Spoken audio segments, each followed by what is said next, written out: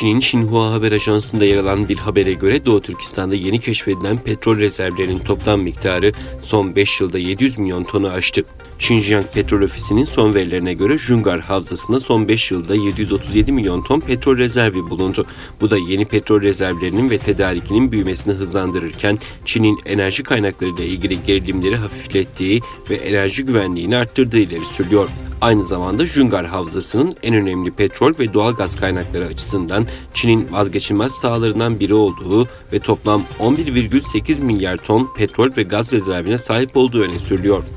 Kasım 2020 itibariyle bölgede 13,15 milyar ton petrol rezervi, doğalgaz kaynaklarının ise 171,9 milyar metreküpe ulaştığı belirtiliyor. Ayrıca Jungar Havzası'ndaki mevcut kapsamlı petrol ve gaz arama seviyesinin bu yıl 13,2 milyon tonun üzerinde bir artışla %26,6'ya ulaştığı ve 2025 yılına kadar petrol üretiminin 15,8 milyon tona ve doğalgaz kaynaklarının 18 milyon tona çıkarılmasının hedeflendiği kaydediliyor.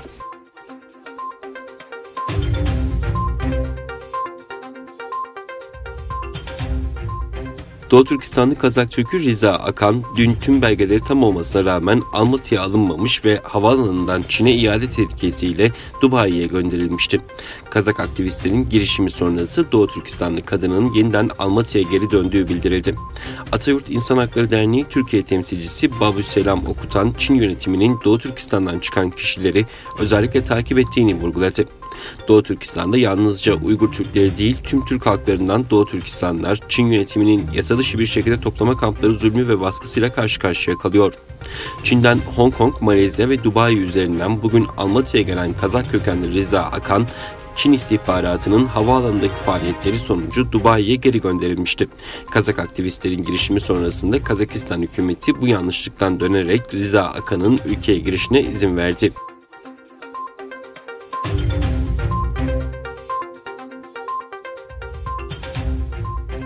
Doğu Türkistan'da uyguladığı asimilasyon politikalarıyla tepki çeken Çin'in teknoloji devi Huawei, Uygur Türklerini fişleyen yapay zekayı test etti.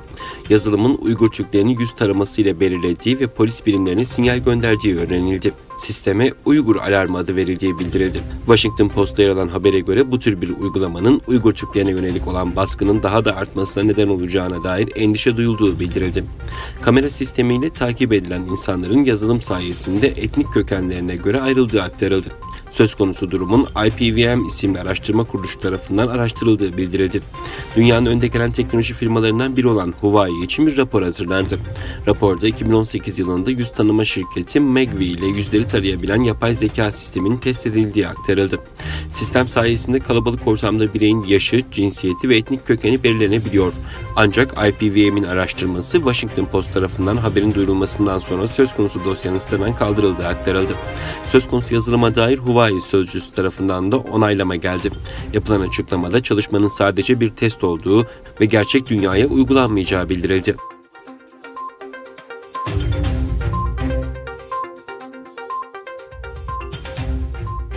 Çin, Amerika'nın Hong Kong politikaları nedeniyle Çinli yetkililere yaptırım uygulama kararı sonrasında Pekin'deki ABD Büyükelçi Vekili'ne nota verdi ve misilleme yapılacağını açıkladı.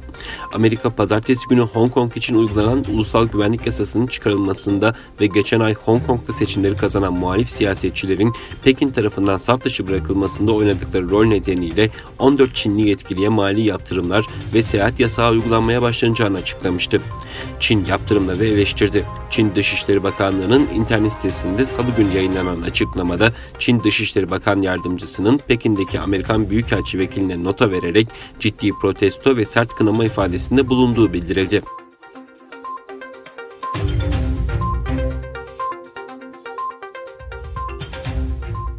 ABD Başkanı Trump, Çin virüsü aşısının kullanımında Amerikalılara öncelik verilmesine ve aşının daha sonra diğer ülkelere dağıtılmasına yönelik bir başkanlık kararnamesi imzaladı. ABD Başkanı Donald Trump, Beyaz Saray'da düzenlenen Warp Speed operasyonu zirvesinde yaptığı açıklamada ülkedeki yeni tip koronavirüs aşısı çalışmalarını değerlendirdi. Normalde aşı çalışmalarının 5-6 yıl sürebileceğini belirten Trump, aşının bir an önce geliştirilebilmesi ve milyonlarca kişinin yaşamını kurtarılması için hükümetin tüm olanaklarını seferber ettiklerini kaydetti. Yönetimin aşı çalışmalarını hızlandırması için 14 milyar dolar ayırdığını belirten Trump, hem Moderna hem de Pfizer'in aşılarının %95 civarında etkili olduğunu duyurduğunu, Johnson & Johnson gibi şirketlerin de yakın zamanda aşılarının etkisini kanıtlamasını beklediklerini söyledi.